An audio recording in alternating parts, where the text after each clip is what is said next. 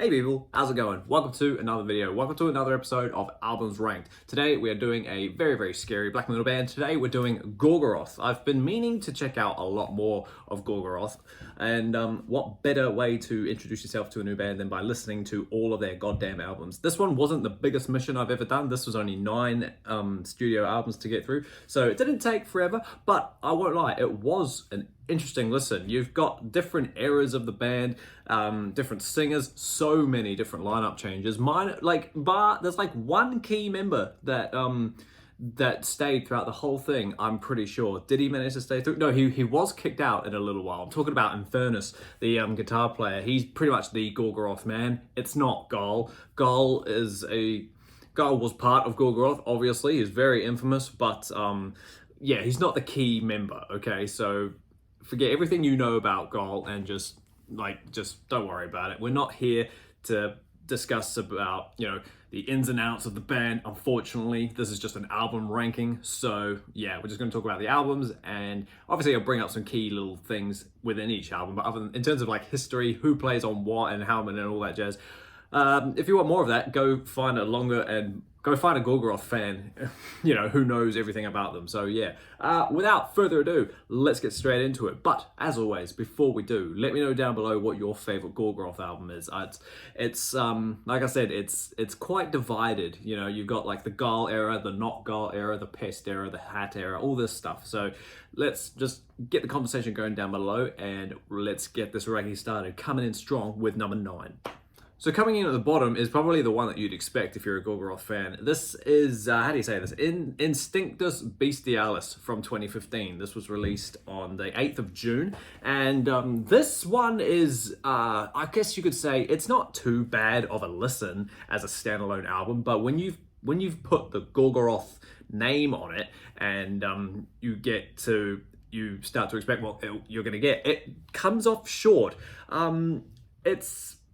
How do you describe it? It's, like I said, it's not a bad album per se. It's not a mission to listen to. It's not badly done or anything, but it just, to me, doesn't really sound like everything else that GORGOROTH have done. Do you know what I mean? You have like the scariest pioneer of second wave black metal, and you kind of expect that to keep going. And then this one just didn't really put up to it. Do you know what I mean? It's a bit more, I feel like it's a bit more death metal-y. Like, the vocals don't really sound too much like black metal, probably because the vocals is by a guy called Atriegna. I don't know how you say. I'm going to probably mispronounce a lot of these names, just so you know. But yeah, obviously Infernus is on the guitar. He's obviously doing things. And then we've got there's all the bass, all the drummers and all the basses, and they all chop and change. So yeah, it's okay. Like I said, the first song, that riff is very distinctive and quite familiar, but like that's probably one of the biggest standouts. Burning in His Light was fun, I think, and I think Come Night was as well. But like, it's quite a quick album. All these albums are pretty quick. The longest one I think might be, I don't even know. Don't even pretend to think that I know. But they're all they're all sitting around the half-an-hour mark, apart from Antichrist, which is an EP. So, but we will be including that. But yeah, so not too much to say about this one, other than it's a bit more black and deathy rather than just straight true Norwegian black. So that's why Bestialis is number 9. Coming in at number 8 is the 7th album from 2006, and it is Ad Majorem Satanas Gloriam, which I've just read roughly translates, it's not correct, it translates to For the Greater Glory of Satan. This is a Gull, who sings it? Yeah, this is a Gull album, and the Gull albums I realized, like, they are very, for a better word, they are very satanic, lyrically, and just, more or less every song is referencing the greater God. The album art is funny. I thought I'd tell you this. It's taken from the 1850s painting Dante and Virgil, which is about Dante's Inferno. Obviously, we all know that great poem. This one comes in at number 8 because a bit like the one that we just talked about, I thought it was a bit messy. There's really only 2 songs on here that I thought were pretty good, and that was Wound Upon Wound, the first song. I thought that was really great. And then the slower one, Sign of an Open Eye. That one's really cool. It kind of made you stop what you were doing for a moment and just sort of made you go, oh, it's not blast beat 24/7. It was interesting. Again, this one's only half an hour long, so that's a cool thing about these albums. They don't necessarily take forever to get through, but at the same time, with that, they can just fly by, and you can really miss certain things without listening to it over and over again. On this one, we have Gall is singing again. Infernus is on the guitar, and he did the mastering. We've got King of Hell on bass. Who's a pretty interesting dude. He's quite a famous poster boy for Gorgoroth these days. Well, back then he was anyway. And Frost is on session drums, so that's pretty cool. It's like a whole greatest hits thing of key black metal people. But yeah, it's an okay album. Again, I feel it's a bit more aggressive. Obviously, it's black metal, but I just feel like it's and what's his name? And Gall, obviously, his voice has a lot of reverby effect on them to make it sound real much harsher, and it's just it can get a bit much sometimes, but it works and then it doesn't. But yeah, it's not my favorite, I won't lie. Number 8, ad majorem satanas gloriam. Number 7 is the album from 2003, and that is Twilight of the Idols, In Conspiracy with Satan. So obviously you've got to have a satanic title name, right? This one I thought was but it's better, right? Is this the first album? Yeah, this is the first album where Infernus doesn't write most of the stuff, and King of Hell helped write stuff as well, which is pretty cool. It worked. I liked it. This is another Gall album, and my God, is it a Gall album? It's very remember the reverb thing that I talked about before? Yeah, this one is over saturated in Gall reverb, but it's a very angry album. Obviously, it's very aggressive. It's in your face. It is just non-stop all the time. Procreating Satan was a great opening song. I thought that was fun. Exit Through Carved Stones, that was great as well. And Forces of Satan Storm, I thought that was cool. I thought that was good. And of Movement and of Ice and Movement, sorry, it was an interesting closer. I thought it was fun. But yeah, it's a very aggressive album. It's very, I don't think it's muddy production wise, but Gall's voice is obviously very, very muddy. It just sounds so much different compared to the 90s true Norwegian stuff. Do you know what I mean? It's just you could say it's not the scariest out, or is it? Nah, it's definitely not, but you could say it's up there. This is the first good Gorgoroth album, in my opinion. So yeah, that's Twilight of the Idols. Coming in at number 6 is Incipit Satan from 2000. Again, a bit like everything we've talked about, this one was great as well. No, this one was a Gall album as well, and it's very fast and it's aggressive and it's very death metal-ish. Who's on this one? We've got a whole bunch of personnel on this one. Gall sings, Infernus does guitars, bass, and drums and vocals on track. It's on track 5. Tormentor does guitars on track 4. King of Hell does the bass. There's pianos in here. There's a bunch of stuff that I'm reading right now. It's pretty interesting, but there's one more album to talk about where the lineup is just absolutely ridiculous. But yeah, this one I thought was a lot better than everything we've talked about. Purely for I think it just sounds better. I think things on this album, they're better put together. Do you know what I mean? Incipit Satan, the title track and the first song was great. I think it's awesome. Unchain My Heart was just fantastic as well. And Exurban X was great. Will to Power. It's a great song. Again, 36 minutes, which I think might be the longest one. Not a hard album to get through, but it's good fun. I did like this one. It's just an aggressive death album, sort of it's got death elements into it, I found. But yeah, it's fun. It's very cool. I would start recommending these albums now, but yeah, that's that. Number 6, Incipit Satan. I love how I've just noticed that up this ranking, we're pretty much just going backwards. Number 5 is Destroyer. At first, this album was definitely lower down the bottom.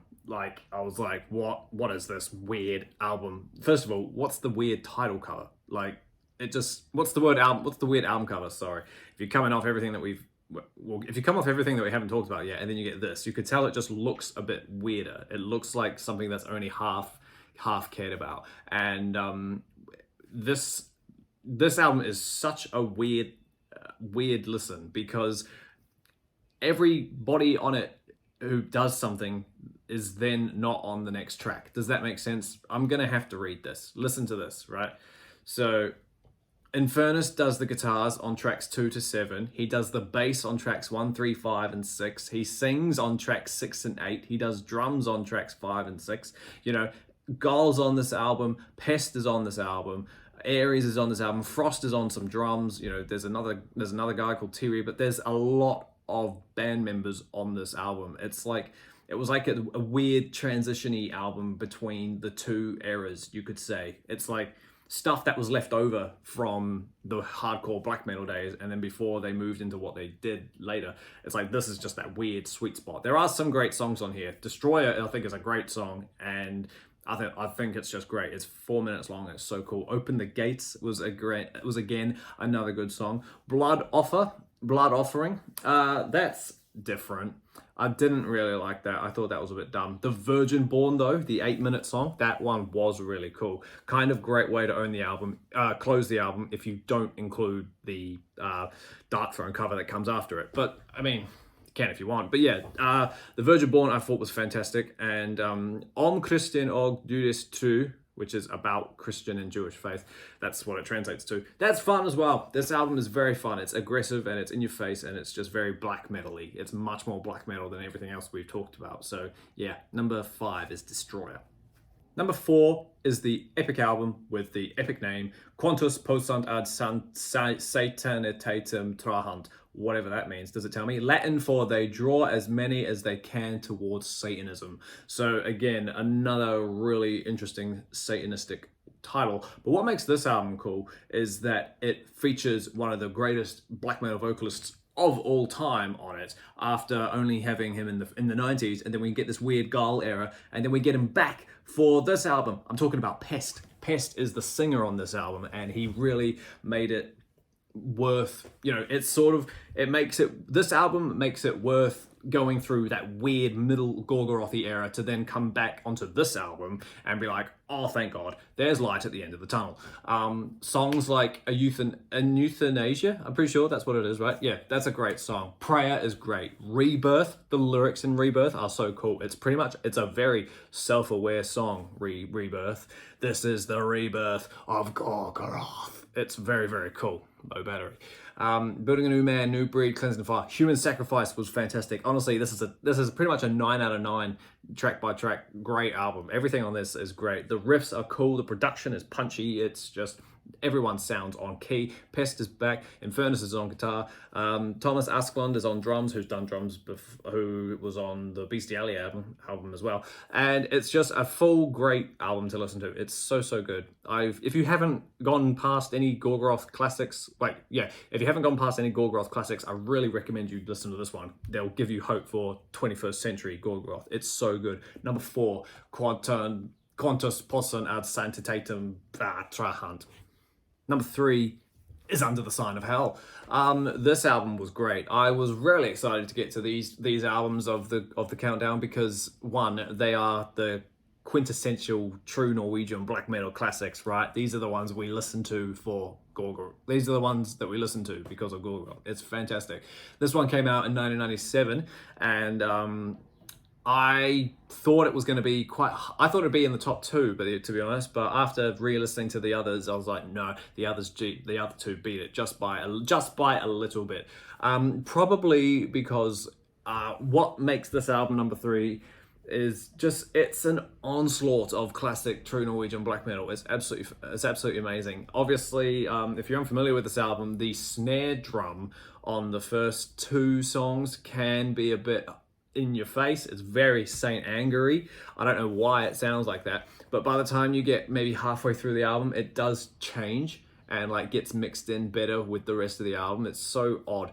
So yeah, Revelation of Dune and Krieg, which is Norwegian for war, could be a hard listen if you're not used to it, but just fight through them. They're not long songs. Both of them in total are 5 minutes, so honestly, it's just very tin though. But trust me, it gets so much better. Funeral Procession is an absolute fantastic song. That one's amazing. Profentes a Bimbaring, which is that weird sort of, how do you say, it's like Viking-y, chanty spoken stuff. It's very, you know, it's weird, but it's okay. Postludium is a demonically sounding song. It's not really a song. It's just, like demon growls. It sounds weird to the point where it's like, oh, okay. And then you've got odd leg is Destruction and Doom is the English word. That's great. Bloodstains the Circle, that just kicks in straight away. It's such a good album. Literally, this whole album is track by track perfect, minus maybe the first two snare drum sound. But other than that, it's great. The Rite of Infernal Invocation is great. It's got a bit of a weird ending, that one. It's got like 2 minutes of ambient-y sound, but it's okay. The Devil is Calling is just real evil. That's like the most black metalist song ever. It's so cool. Yeah, honestly, Under the Sign of Hell is fantastic. Just make sure if you're going to listen to this album, you listen to this album and not Under the Sign of Hell from 2011. Just put that out there. Some of it's better, some of it's worse, but honestly, just go for the original. It's easier that way. Yeah, number 3, Under the Sign of Hell. Yeah, we are just fully going backwards. Number 2 is Antichrist. Now, normally I don't include EPs in these rankings. However, this one is a massive, massive staple in Norwegian black metal from the 90s. Honestly, second wave black metal. This one is massive, despite its small, despite its smallness, I guess. This one came out in 1996, and it's just, if you listen to the debut and then you listen to this album, they are, in production wise, they are like that. This album has a lot more kick, it has a lot more punch, and it does all in all sort of sound better, which is really weird because this one's only 6 songs long. It's bang on, it's 25 minutes in length, which is ridiculous, but honestly, it's so good. Antichrist is scary, and Pest sings on this, and it's absolutely amazing. He sounds like an actual demon throwing up blood while singing. It's great. Unstrom lukt av Christian blood, which is a rank smell of Christian blood. That's a 20-minute intro before you then get hit with Berg Trolls Heaven, Mountain Trolls Revenge. These names are great, but honestly, these songs are golden, I swear. Hat does an amazing job on this album. Wait, is this Hat or Pest? Sorry, I've just realized Hat and Pest are both on this album. That's right, sorry. Hat does certain songs and Pest does other certain songs. This, like I said, this is a 6-track EP, but there's 2 instrumentals if you include the intro, right? So you've got 4 Gorgoroth songs, essentially. However, the instrumental Heaven's Fall is actually amazing. Possessed by Satan is easily the best song on this little EP. It's so good, it's so scary, it's lyrically so evil, and that's Pest, right? Pest sings Possessed by Satan, and Hat sings 2, 3, and 6. Yeah, so I'm glad that I didn't get that completely wrong. Gorgoroth, you could say the title track, not really, but that's a great song too. Sorg, the 6-minute song at the end, that's evil and slow and heavy, and it's just, it's really good. Yeah, honestly, just for a little 25-minute EP, Antichrist is very good and deserves very much praise. It deserves to go in top spots like this. So yeah, number 2, Antichrist. Which I can't believe that number 1 is indeed the debut, Pentagram. Don't be fooled. It's not called Gorgoroth, it's called Pentagram. I was listening to this album this morning and it just hit me to be like, do you know what? This one actually deserves to be number 1. 1, because I love debut albums. They are so important. They are just the band at their most vulnerable and most creative and just want to do what they want to do. And this one is just pure classic, cold, true Norwegian black metal. Honest to God. This one is 29 minutes, so it's only 4 minutes longer than the EP, but honestly, this one is just great. There's black metal in it, there's grooves in it, there's, sort of riff changing stuff that you don't actually expect from black metal albums to come from, but they do. Like, which one is it? Under the Pagan Megalith. That one is just insane. So we've got Hat on vocals to do this, we've got Infernus playing guitar, and we've got Samoth on bass, and then we've got Goat Perverter on drums. So looking at that lineup, you just think, to me, that's classic Gorgoroth. We love that. It's a shame that half of those people didn't hang around, but honestly, half this album is in Norwegian, but when it sounds the way it does, who cares? It's so good. I'm not gonna say half of this. Honestly, Under the Pagan Megalith is the only one that I can say because it's in English. But honestly, it's just amazing. I'll say the English translations. Regaining a Lost Dominion is fantastic. Oh, Ritual, sorry. Ritual's a great song as well. Droma Om Dod, which is Dreaming of Death. Oh, honestly, they're great stuff. Catharina's Botgang, which is Catharina's passing. Ah, honestly, don't know what any of that language means, but it's so good. It's just a fantastic album, and I love the debut. I think it's so good. I was gonna say, if you haven't heard the debut from GORGOROTH, please go check it out. It's actually amazing, and it deserves the #1 spot in my opinion. Yeah, #1, Pentagram. Awesome as team, we did it. That was an interesting ranking. Yeah, I'm sorry that it just pretty much was going backwards through their catalog, but that's just the way it is, unfortunately. I much prefer the 90s cold cult classics of GORGOROTH. Fuck Garl, he can just, I'm glad he's not the GORGOROTH man, do you know what I mean? But anyway, like I said at the start, everybody, let me know down below what your favorite GORGOROTH album was. Was it Pentagram? Was it Anti? Was it Twilight the Idols? You know, was it a Garl album? Doesn't matter. It's great to get your opinions down and tell me why I'm wrong. I've got a bunch of other ideas for rankings, and you know, will we stick on Black? Will we go back to someone else? Who knows? But hey, whatever the next video is, keep an eye out for it, team, and yeah, just keep an eye out for it. But until that happens, everybody, like always, stay inside, stay safe, listen to GORGOROTH, hail Satan, and I'll see you all in the next video, whenever that is. See you later.